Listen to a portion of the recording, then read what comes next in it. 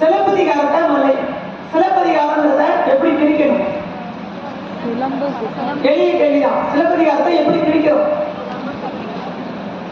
சிலம்பு கூட்டல் அதிகாரம் பிரிக்கிறோம். அதுக்கு ஒரு அர்த்தம் இருக்குது. அதை என்னுடைய ஆசிரியர் எனக்கு கற்றுக் கொடுத்தது. என்ன அர்த்தம் அப்படிங்கிறது மட்டும் சொன்னார். சிலம்பு கூட்டல் அதிகாரம் பிரிக்கிறோம். ஏன்னா